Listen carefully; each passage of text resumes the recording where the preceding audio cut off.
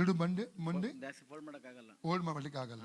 ಮತ್ತೆ ಕತ್ತು ನೋವಾ? ಕತ್ತು ನೋವು, ಸೊಂಟ ಸ್ವಲ್ಪ ತೂಕ ಎತ್ತಿದ್ರೆ ಸೊಂಟ ಹಂಗೆ ಇಟ್ಕೊಂಡ್ಬಿಡುತ್ತೆ. ಈಗ ನೋವು ಉಂಟಾ? ಈಗ ನೋವು ಎಲ್ಲೆಲ್ಲಿ ನೋವು ಉಂಟು?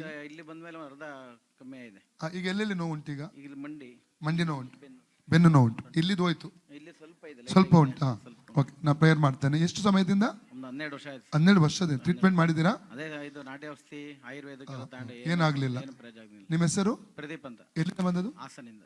ಓಕೆ. ತಂದೆ ದೇವರೇ, ಯೇಸುವಿನ ನಾಮದಲ್ಲಿ ಪರಿಶುದ್ಧಾತ್ಮನ ಸಹಾಯದೊಂದಿಗೆ ಕರ್ತನೆ ನಿನ್ನ ಪಾದ ಪೀಠಕ್ಕೆ ಬಂದಿದ್ದೇನೆ. ಸಹೋದರ ಪ್ರದೀಪ್ ಅವರಿಗಾಗಿ ನಾನು ಪ್ರಾರ್ಥಿಸುತ್ತೇನೆ ಕರ್ತನೆ. ಇವ್ರನ್ನು ಮುಟ್ಟಬೇಕೆಂಬುದ ಕರ್ತನೆ ಕೇಳ್ಕೊಳ್ತಾ ಇದ್ದೇನೆ. ಇವರ ಗಂಟಲ್ಲಿ ಕುತ್ತಿಗೆಯಲ್ಲಿ ಕರ್ತನೆ, ಮಂಡಿಯಲ್ಲಿ ಕರ್ತನೆ, ಸೊಂಟದಲ್ಲಿ ಓಡುವಂಥ ಎಲ್ಲ ರೋಗಾತ್ಮ ಶಕ್ತಿಗಳು, ಸುಮಾರು 12 ವರ್ಷದಿಂದ ಇವರು ಹಿಂಬಾಲಿಸಿ ಬಂದಿರುವಂಥ ರೋಗಾತ್ಮ ಶಕ್ತಿಗಳು ಅದು ಈಗಲೇ ಡಿಸ್ಕನೆಕ್ಟ್ ಆಗಿ ಹೋಗಲಿ. ಇವರು ಕತ್ತಿನಿಂದಲೂ ಸೊಂಟದಿಂದಲೂ ಇವರ ಮೊಣಕಂಟಿನಿಂದಲೂ ಡಿಸ್ಕನೆಕ್ಟ್ ಆಗಿ ಹೋಗಲಿ. ಈಗ ರೈಟ್ ನಾವು ಆ ವೇದನೆ ಇನ್ನು ತಿರುಗಿ ಇರಕೊಡುದು, ಅದು ತಿರುಗಿ ಬರಕೊಡುದು.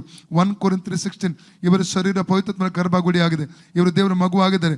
ಯಾವ ರೋಗಾತ್ಮಕ, ಯಾವ ಅಶುದ್ಧಾತ್ಮಕ್ಕೂ ದುರಾತ್ಮಕ್ಕೆ ಇವ್ರ ಶರೀರ ಅಧಿಕಾರ ಇಲ್ಲ. Free in the name of Jesus.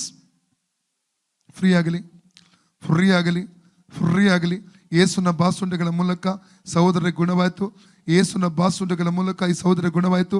ಯೇಸುನ ಬಾಸುಂಡೆಗಳ ಮೂಲಕ ಸಹೋದರ ಗುಣವಾಯಿತು. ಯೇಸುನ ಬಾಸುಂಡೆಗಳ ಮೂಲಕ ಸಹೋದರ ಗುಣವಾಯಿತು.